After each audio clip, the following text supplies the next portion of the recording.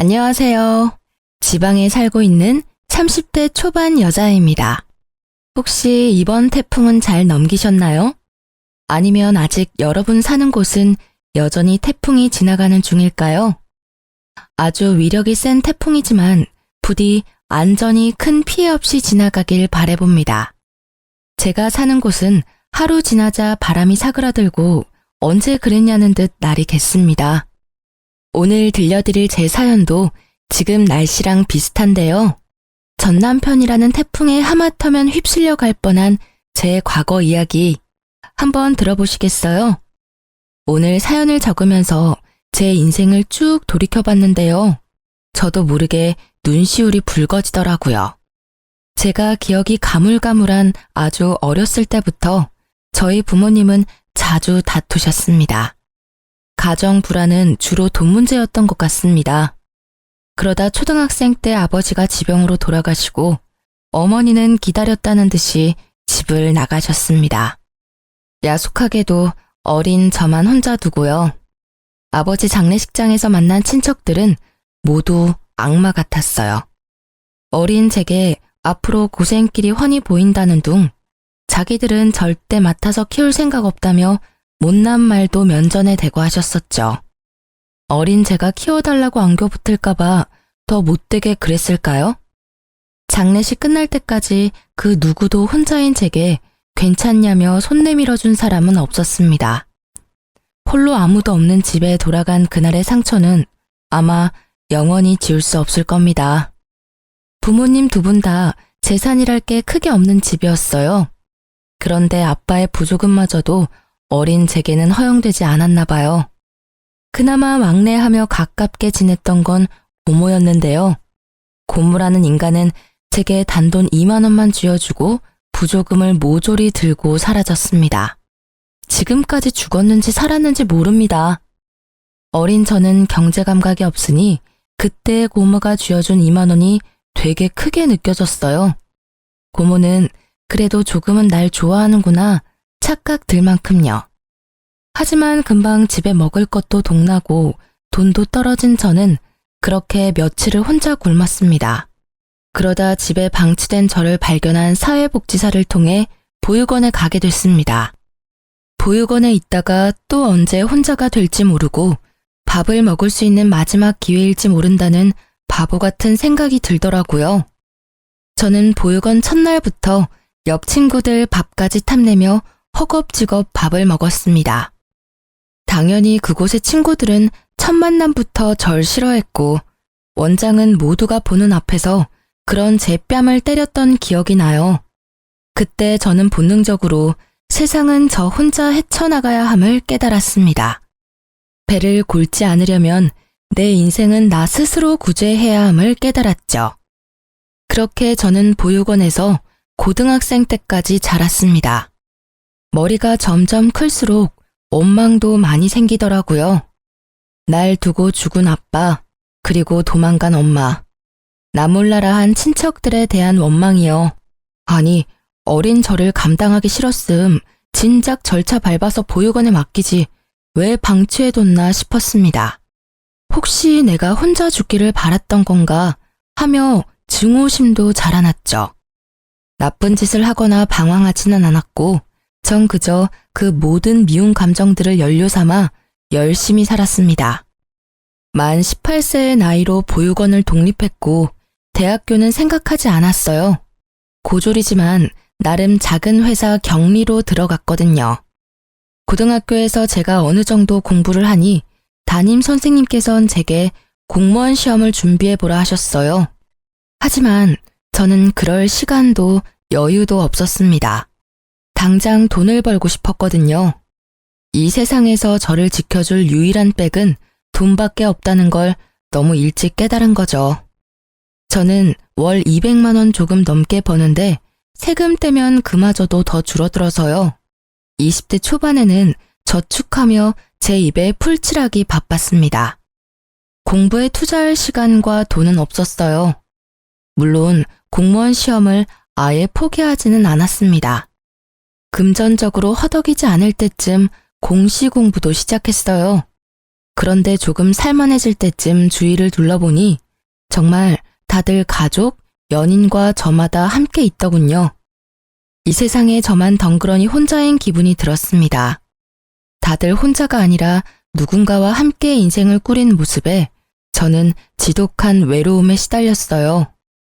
분명 제가 기억하지 못하는 순간에는 저희 부모님도 좋았을 때가 있었겠지 생각도 했어요. 그러던 중 저는 고등학교 친구가 해준 소개팅에서 첫 남자친구를 만나게 됐어요. 그게 25 넘어 하는 제 첫 연애였습니다. 이미 연애를 여러 번 해본 남자친구는 모든 게 능숙했어요. 그 나이에도 서툰 제게 보채지 않았고 처음엔 매너 있었죠. 하지만 사귈수록 발견하게 되는 그놈의 민낯은 추악했습니다. 술만 먹으면 망나니로 돌변하더군요.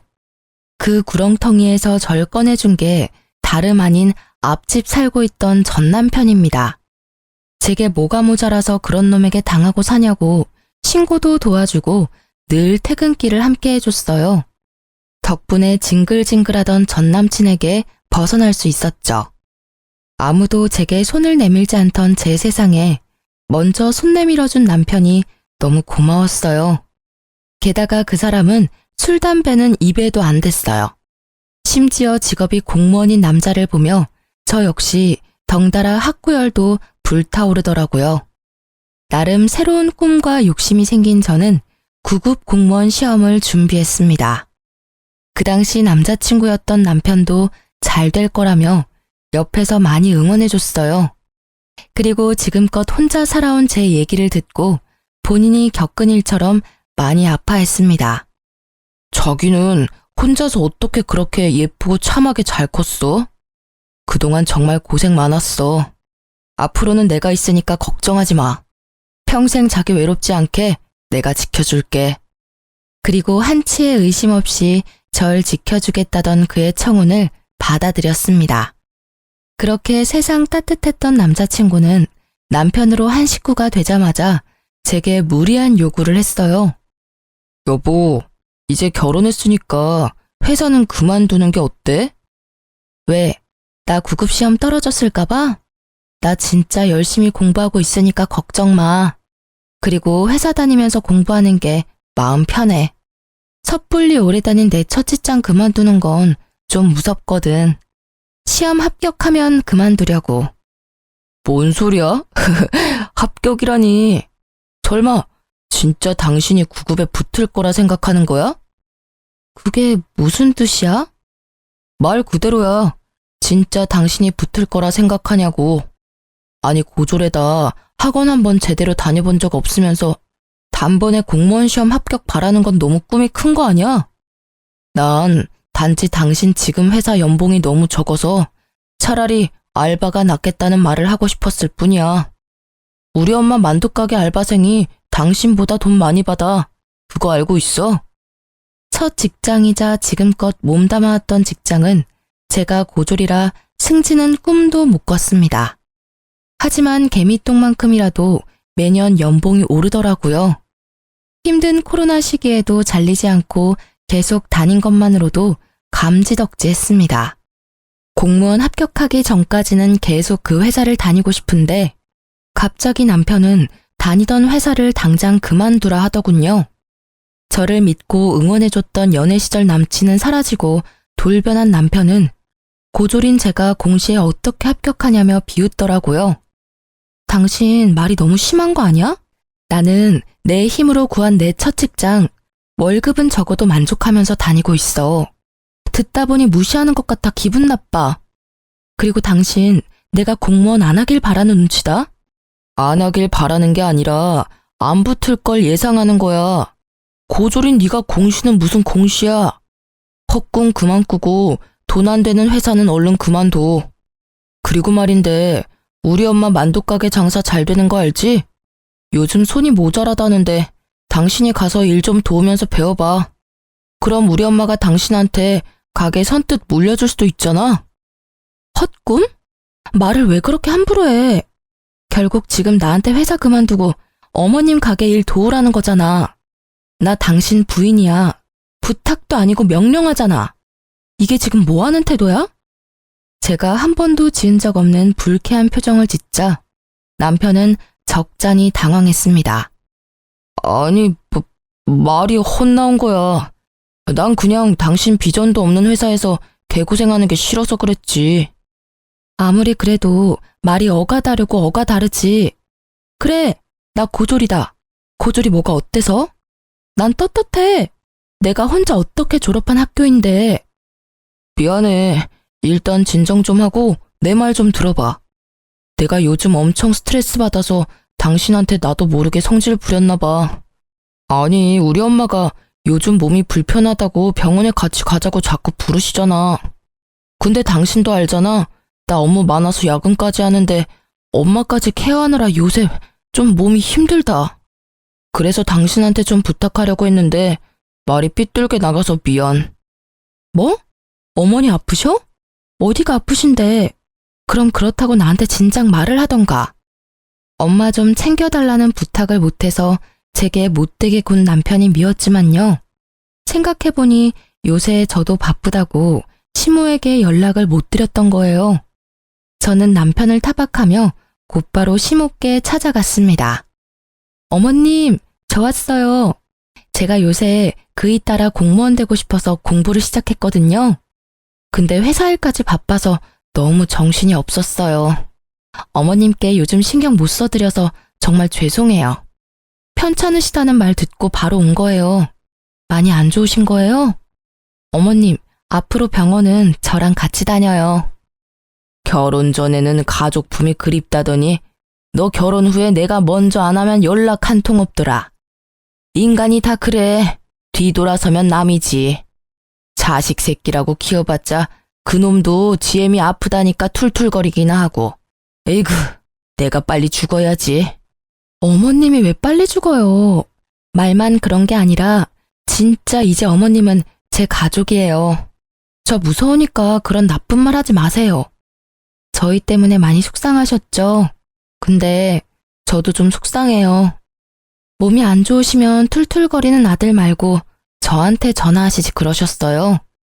제가 불편해할까봐 안 하셨죠? 저 괜찮으니까 앞으로는 무슨 일 생기면 무조건 저한테 전화 주세요.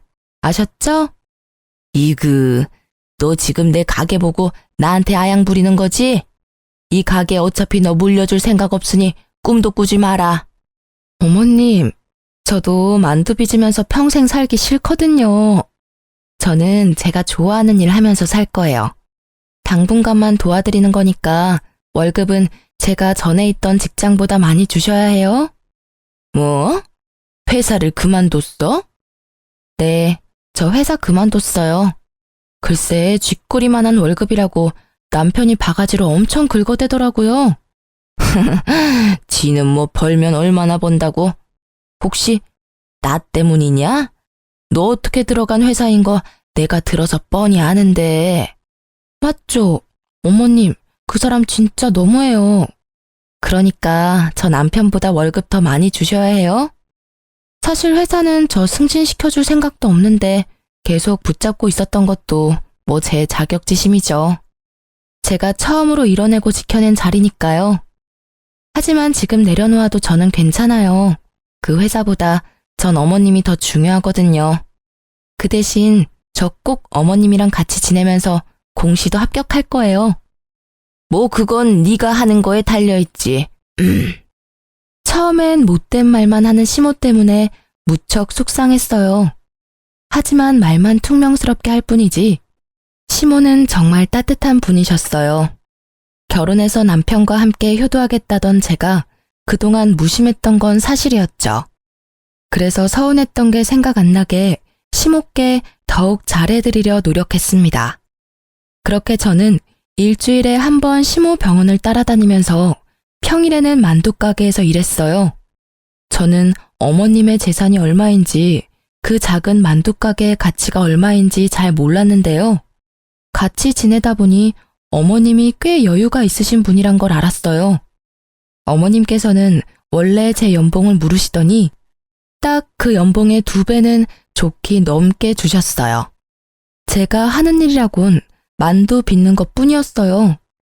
만두소는 어머님께서 직접 만들고 만두는 직원들과 함께 빚었습니다. 직원이 많아서 힘에 붙이지도 않더라고요. 당일 만들어 당일 소진하는 만두는 오픈하자마자 매일 빠르게 품절됐어요. 그래서 저는 오전에 잠깐 근무하고 덕분에 공부할 시간도 많이 벌었습니다. 어머님도 저와 같이 지내다 보니 마음이 풀리셨는지 전보다 저와 엄청 사이좋게 지냈어요. 어머님은 제가 쉬는 날이면 매주 꼭 예쁜 만두를 빚어서 보내주셨어요. 아들 말고 며느리 먹으라고 순수 빚어주신 거였어요. 그리곤 어머님은 항상 덕담을 잊지 않으셨습니다. 예쁜 만두 먹고 예쁜 손주 보렴. 그건 살면서 처음 느껴보는 따뜻함이었습니다. 친엄마보다 시모가 더 엄마 같다는 생각이 들었어요. 남편이 제게 회사를 그만두라고 엄청 못되게 굴었었잖아요. 그 이후로는 자기 대신 어머니를 챙겨줘서 고맙다고 제 손을 꼭 붙잡고 울먹이며 말했습니다. 저번에 보조리 어떻다니 당신 상처받게 해서 진짜 미안해. 정말 내가 이 은혜는 평생 안 잊을게. 당신이 엄마한테 해준 만큼 내가 2배, 3배 잘할게. 너무 고마워. 당신 덕분에 우리 엄마가 요즘 행복해 보이셔.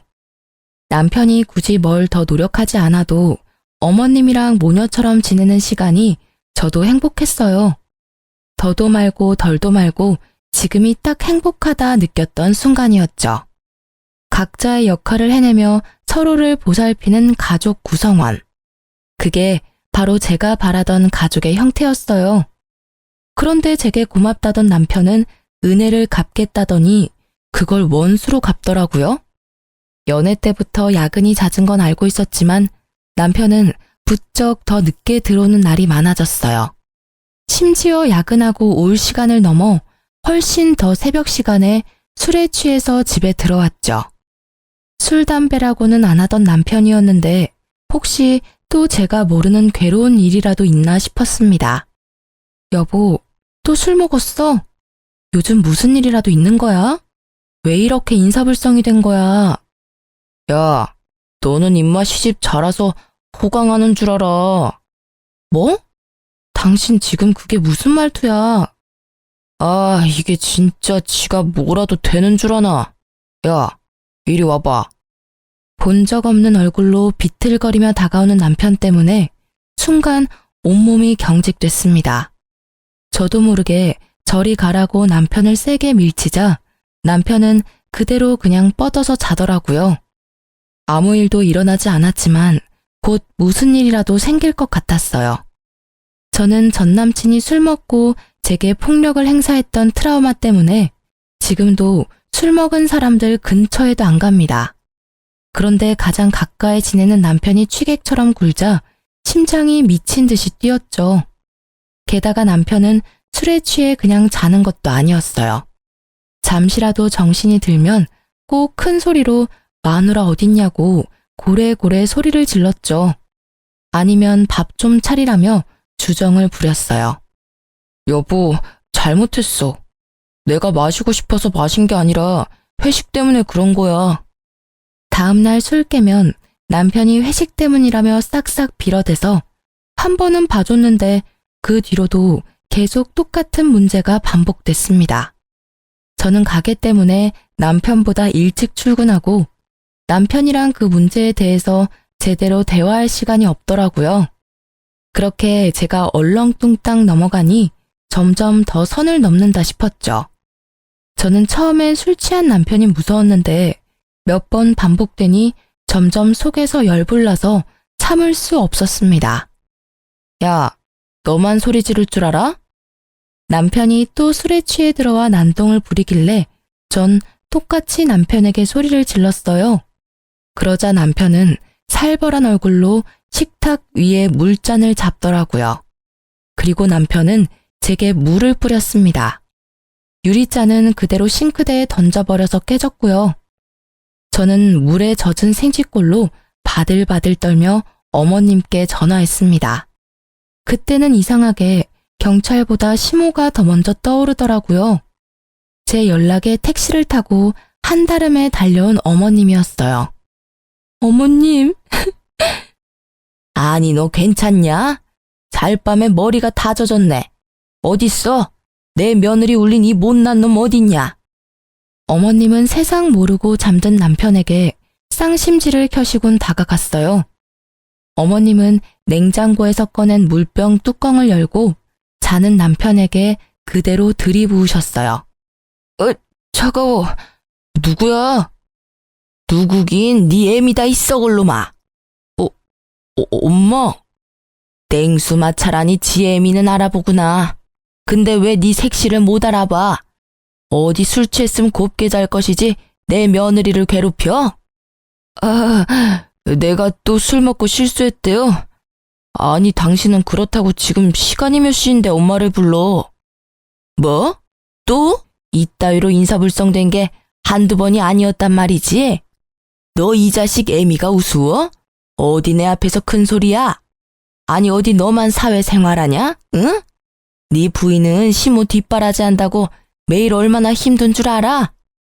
사실은 어머님이 일을 덜 시키면 덜 시키셨지 저는 만두가게 일이 힘들지 않았거든요.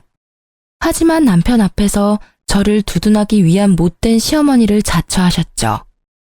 나도 모자라 너까지 부인을 괴롭히면 쓰냐? 너 이따위 망나니 짓 할 거면 당장 이혼해라. 어디 감히 내 며느리한테 물을 끼얹어? 내가 시집살이 시킨다고 너까지 지금 네 부인을 무시해? 너 지금은 물잔이지? 나중에는 네 손에 뭐가 들려있을지 앞날이 훤히 보인다. 엄마, 무슨 말씀을 그렇게 하세요? 그럼 나중에 제가 뭐 가정폭력이라도 저지른다는 말씀이세요? 아이고, 이미 넌 폭력을 쓴 거야, 이놈아. 술 처먹고 와서 괴롭힌 게 폭력이야. 아가, 내가 경찰 부르마. 저런 놈은 콩밥을 먹어야 정신을 차려. 시모는 콧김을 뿜으시며 남편에게 쌍욕을 한 바가지 하셨어요. 그러고도 분이 안 풀리시는지 경찰 부르겠다고 화를 내셨죠. 그러자 남편은 상황 파악이 됐는지 무릎까지 꿇은 채로 빌고 또 빌더라고요. 엄마, 무슨 경찰은 경찰이야. 나 공무원이에요. 이러지 마세요. 어? 여보, 내가 다 잘못했어. 다시는 안 그럴게. 그러니까 우리 엄마 좀 말려봐. 저놈 사과하는 꼬라지 봐라. 그게 사과냐? 아가, 일단 우리 집으로 가자. 우리 집 가서 넌 내 집이다 생각하고 너 하고 싶은 대로 살아. 그리고 이혼을 할지 결정하렴. 저놈 하는 짓은 내가 못 봐주겠다. 시댁으로 가는 길 택시 안에서 시모는 괜찮다며 제 손을 연신 쓸어주셨어요. 그 온기에 저는 불안이 가라앉았죠. 한동안 시댁에서 먹고 자고 어머님의 배려로 만두가게도 출근하지 않았어요. 남편은 매일 출근 전에는 어머님께 찾아가서 싹싹 빌고요. 퇴근하면서 제가 좋아했던 음식들을 사와서 한 번만 용서해달라고 빌었습니다. 제가 집을 나간 뒤로 남편은 마음고생을 좀 했는지 살이 쏙 빠졌더라고요. 다시는 술 안 먹겠다는 각서도 자진해서 썼습니다. 저는 예전에 남편이 절 구해준 일이 떠올라서 정말 딱 한 번만 봐주자 생각했어요. 그리고 무엇보다 겨우 이룬 제 가정을 쉽게 제 손으로 깨지 못하겠더라고요. 그 대신 다음에 또 이런 일이 일어난다면 가차없이 이혼하기로 마음먹었습니다. 다행히 남편은 예전처럼 술을 입에도 대지 않았고 예전 모습으로 돌아와 저희는 일상을 찾을 수 있었어요.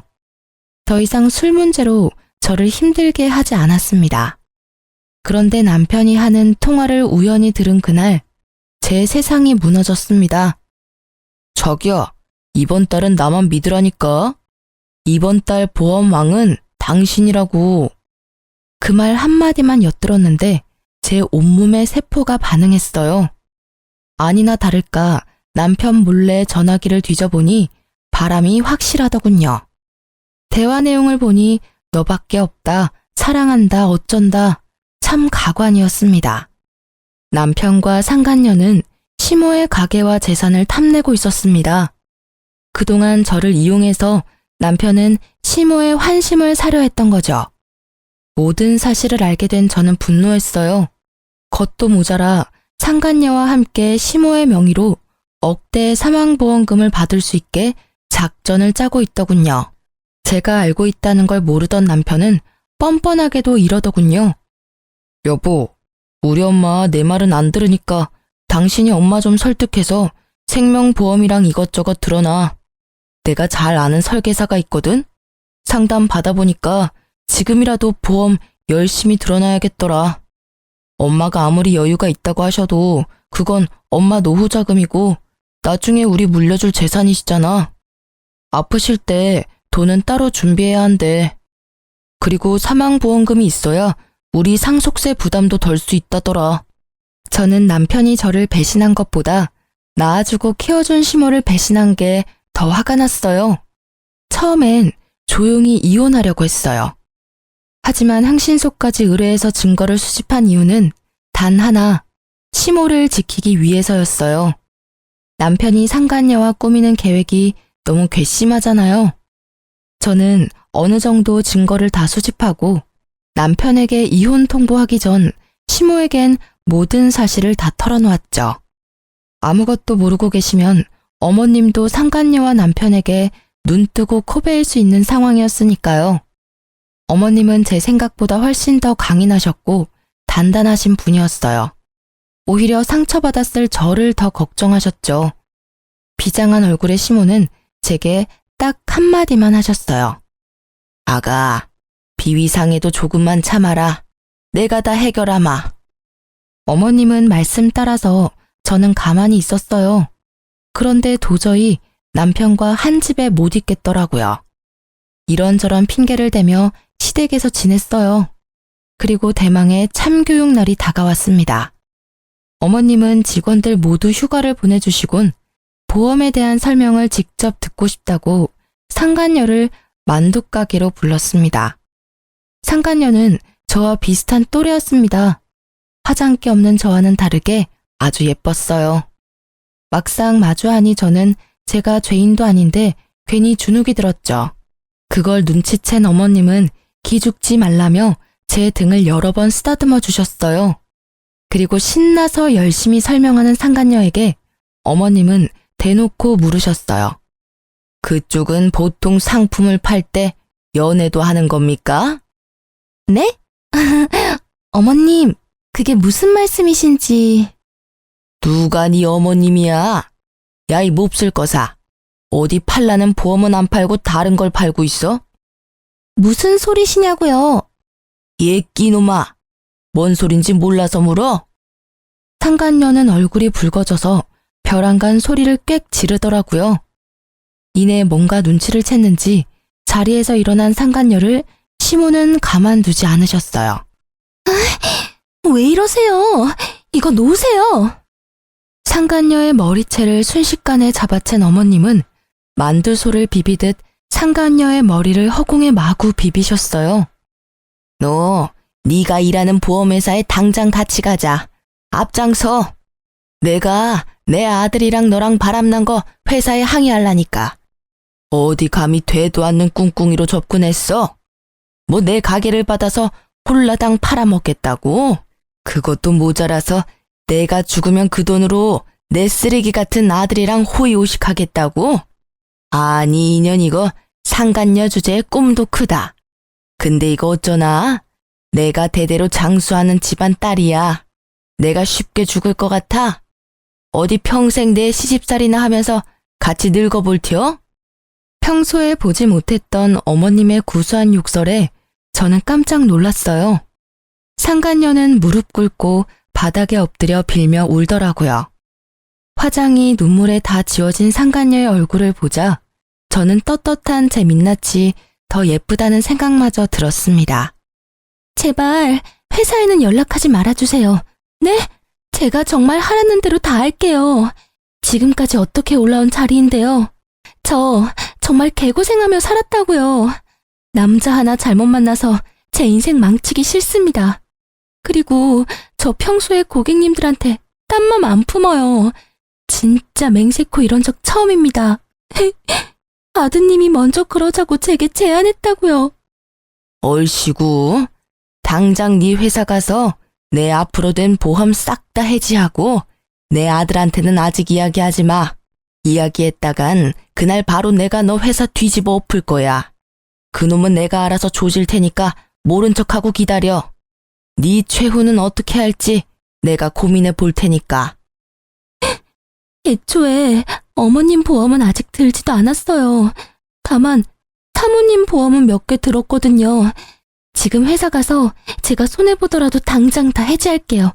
그러니까 제발 저 한 번만 봐주세요. 내 보험을 들었다고요?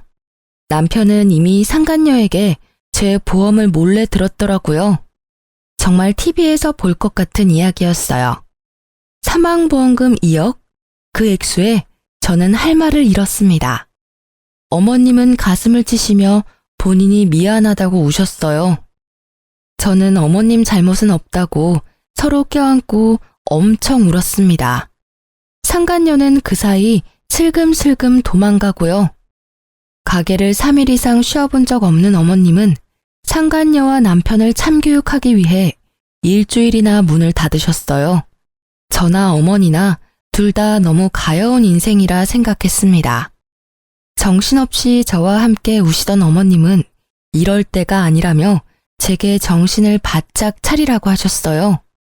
그리고 남편에게 전화해서 다음 계획을 실행하셨죠.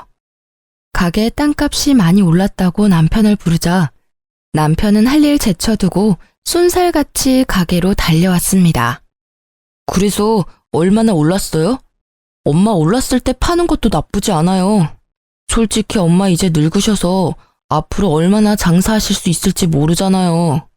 차라리 여기는 정리하고 우리 월세로 옮겨서 가게 다시 열어요. 네? 아무것도 모르는 남편은 싱글벙글한 얼굴로 가게 땅값이 얼마나 올랐냐고 묻더라고요. 아니, 떡 줄 사람 생각도 안 하는데 혼자 침까지 튀기며 흥분하는 남편 놈을 보는데 당장 멱살을 잡아 올리고 싶었어요. 하지만 꾹 참고 어머님의 행동을 지켜보기로 했죠. 그러자 어머님께서는 잡아먹을 듯한 표정을 하시곤 남편에게 이혼 서류에 도장을 찍으라 하셨어요. 이혼 서류다. 긴 말 말고 도장 찍어라. 너네 둘 갈라서 나 그동안 많이 참았다. 며느리 예쁘게 보려고 노력했어. 하지만 도대체 정이 안 가는 걸 어떡하니? 일도 곧잘 할 줄 알았는데 아직까지 혼자 만두 하나 제대로 못 빚어. 이런 애한테 내 가게를 맡길 바에 딴 사람한테 파는 게 낫지. 며느리 하나 잘 키워서 간병인 돈 굿나 했는데 차라리 그 돈으로 나중에 전문 간병인이나 두는 게 낫겠어. 그러니 팔기 전에 이혼 먼저 시켜야지. 엄마 잘 만난 내 아들 덕에 며느리 호강하는 꼴? 난 못 본다. 어머님, 어떻게 말씀을 그렇게 하세요? 네? 두 사람 잘 지내는 줄 알았는데. 어떡할 거냐? 쟤랑 이혼할 거야 말 거야. 이혼하면 하나밖에 없는 아들한테 다 물려주고 안 하면 국물도 없다. 네 가정 지킬래 아님 내 돈 다 네가 가질래? 당연히 난 엄마 편이죠. 당신 엄마한테 얼마나 서운하게 했으면 엄마가 저러셔? 안타깝지만 난 효자라서 엄마 말씀대로 할 거야. 위자료는 꿈도 꾸지 마. 아닌 거 당신이 제일 잘 알잖아. 내가 어머님 잘 보살펴드려서 고맙다며. 그래서 당신 나한테 은혜 갚는다며. 근데 어떻게 이래? 저는 미리 어머님과 계획한 대로 남편에게 매달리는 척도 해봤어요. 하지만 남편은 두말하지 않고 냉정하게 이혼 서류에 도장을 찍더라고요. 도장이 찍히자마자 시모는 만두 담는 쟁반으로 남편 싸대기를 날렸습니다. 남편 고개가 돌아갈 정도로 세게 때리셨죠. 그러자 턱을 붙잡고 남편은 소리쳤어요. 엄마, 왜 이러세요? 갑자기 미친 거예요? 이런 썩을 문디 자식이 아주 지그 아빠랑 똑같네. 아주 똑배 닮아서 조강지처 눈에 피눈물 흘리게 하네. 남편은 무슨 일인지 파악하느라 두 눈을 요리조리 굴렸어요. 저는 상간녀에게 전화를 걸어 남편에게 내밀었어요. 받아봐. 누군데? 여보세요? 고객님, 저예요. 그동안 사모님 몰래 들어놓은 보험 계약은 다 해지됐습니다. 보험료 냈던 건 전부는 못 돌려받아요. 받을 수 있는 건 전부 사모님한테 입금해 놓겠습니다. 야, 이 미친, 뭐라고? 남편은 상간녀의 목소리를 바로 알아보더라고요. 남편 놈은 그제서야 상황을 눈치챘는지 시모와 제게 번갈아가며 손이 발이 되도록 빌었습니다. 이혼 도장 순순히 찍어줘서 정말 고마워. 여보, 오해야. 그런 거 아니야.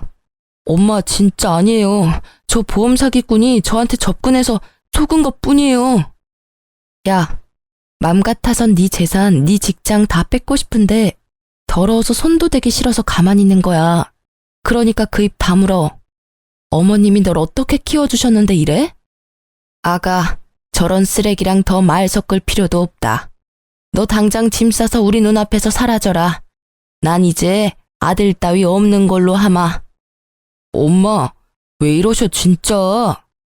소미 네가 이제부터 내 딸 해라. 어머님, 내가 너 입양 절차 알아봤다.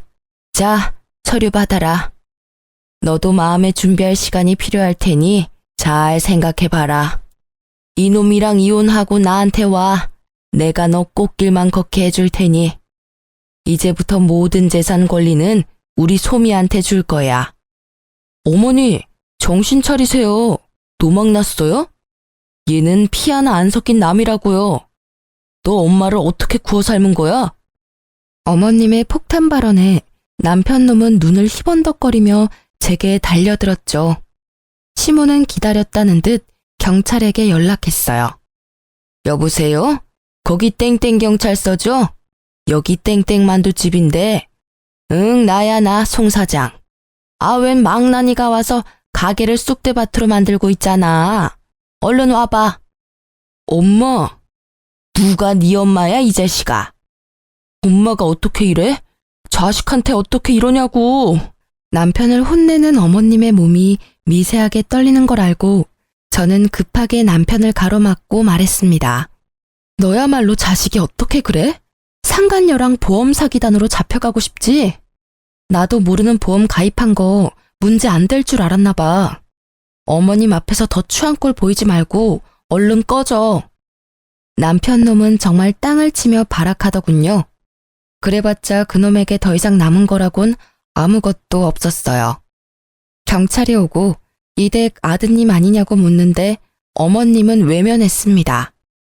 그래, 못난 내 아들 맞아. 데리고 있다가 정신 차리면 훈방 조치 부탁해. 가게에서 난동 부린 건 사실이니까.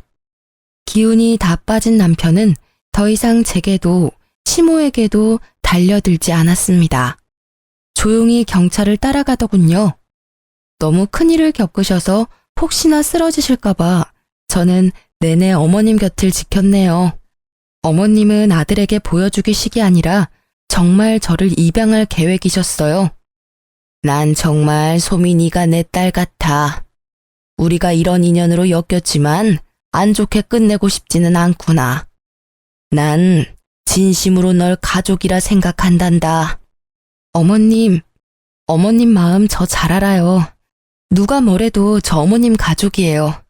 저 사람이랑 이혼했더라도 여전히 어머님은 제 어머님이세요. 하지만 저 어머님 딸로 들어가면 저 사람이랑 남매인 거잖아요. 저 죽어도 그건 싫어요. 어머님이랑 저 서류상으로 아무 사이는 아니지만 가족같이 지내잖아요. 계속 지금처럼 지내면 안 될까요? 가족이 되면 더 많은 것들이 내게 돌아갈 텐데 난 그게 아쉬운 거야. 소미 넌 아쉽지 않니? 어머님, 저는 지금도 좋아요. 시모는 제가 끝끝내 입양은 만류했더니 살짝 서운해하셨죠. 하지만 서운해하시는 것도 정말 잠시였어요. 어머님께서는 제 가족이 못 돼준다면 든든한 백은 되어주겠다 하셨죠. 그 약속을 지키시겠다며 그동안 모았던 재산 반은 좋은 기부처에 기부했고 반은 제게 주셨습니다. 그리곤 제게 꼭 공시에 합격하라고 당부하셨어요. 너 공시 불합격하면 내가 준 돈 다시 다 돌려줘야 한다. 에이, 줬다 뺏는 게 어딨어요. 저는 아직도 전 시모, 아니, 이제 엄마라고 부릅니다. 엄마랑 병원 갈 일 있으면 같이 가드려요. 공시는 다행히 한 번에 붙어서 받았던 재산은 돌려드리지 않았습니다. 그런데 하필 좁은 공무원 바닥, 저는 전 남편과 같은 부서에 근무하게 됐습니다. 그 인간은 자기 잘못도 모르고 자기 엄마 재산을 가져간 저를 여전히 미워하고 있었죠. 직장에서 막상 저를 마주하니 놀라서 전 남편 얼굴은 사색이 됐더라고요. 불편했는데 그 불편함도 잠시였어요. 얼마 안 가서 상간녀가 찾아왔거든요. 내 인생 책임져 이 자식아. 다 네가 계획한 거였잖아. 네 부인도 네 엄마도 네가 생명보험 억대로 들라며. 야, 여기가 어디라고 지금? 나 보험 사기로 신고당해서 이제 보험일 못해. 너 때문에 보험 모집인 자격 박탈당했다고. 이 자식아, 너 때문에 소문 다 나서 나 나중에 다른 보험회사도 못 가. 내가 할 줄 아는 거라곤 영어뿐인데 어쩔 거야. 네가 나 먹여 살릴 거야? 그럴래? 조용히 안 해? 죄송합니다. 모르는 사람이에요. 다들 일 보세요. 전 남편은 상간녀를 모른 채 했지만 상간녀는 끝까지 그런 전 남편을 물고 늘어지더라고요. 사람들은 수군거리고 저희 사무실은 한바탕 난리가 났습니다. 저는 현장에서 실시간으로 보는데 웃음 참느라 혼났습니다. 생명보험, 불효자식, 조강지쳐 버린 쓰레기. 이런 키워드들이 한동안 떠돌자 전 남편은 알아서 일을 그만뒀습니다. 어쩌면 제가 직접 불륜으로 윗선에 고발할까봐 도둑놈 제발 지린다고 알아서 도망간 걸 수도 있고요. 그래도 그렇게 아무 준비 없이 홧김에 또 공무원 그만두고 저놈 후회하겠구나 싶었는데요. 역시나 제 예상이 맞았습니다. 공무원 그만두고 할 줄 아는 거 없는 전 남편은 퇴직금을 탕진하고 엄마한테 찾아왔다고 합니다. 엄마한테 들은 내용 그대로 전달해 드릴게요. 엄마, 저 돈 좀 보태주세요. 제가 진짜 기가 막힌 사업 아이템 발견했거든요. 엄마 아들 공무원 시험도 단번에 붙고 엄청 똑똑한 거 잘 알잖아요. 누가 내 아들이요? 백은 뉘신지? 엄마는 당연히 반성하지 않고 돈만 밝히는 전 남편을 외면하셨죠. 누구냐고 묻는 엄마의 말에 전 남편은 끝내 완전히 무너졌다고 합니다.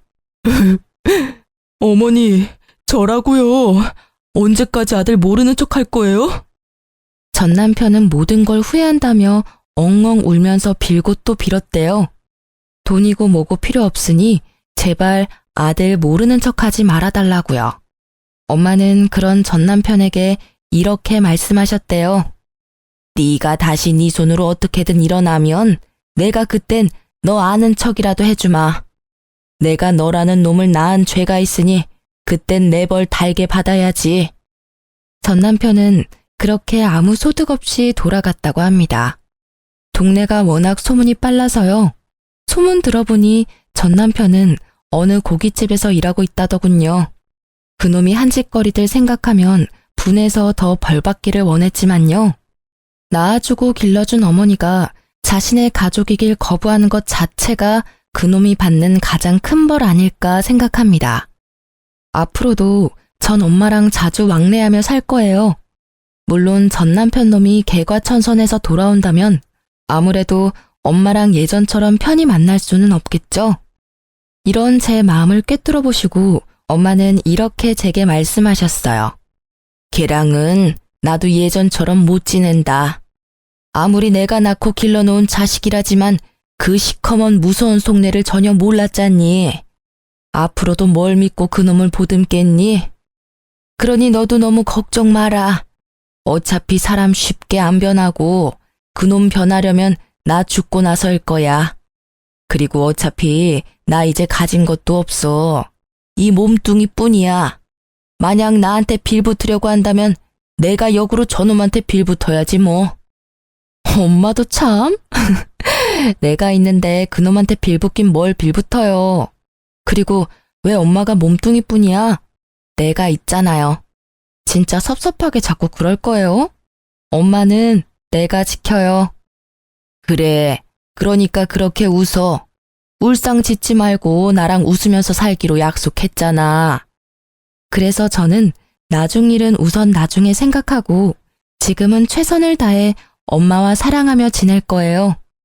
가족이 없었던 제게 전 남편은 상처만 주었지만 결국 제 곁에는 진심을 나눈 엄마가 남았네요. 그리고 어렵게 붙은 공무원 일도 열심히 잘 해내고 있어요. 다들 제게 친절히 대해주시고 일도 점점 적응하고 있답니다. 지금까지 제 긴 사연 들어주셔서 감사합니다.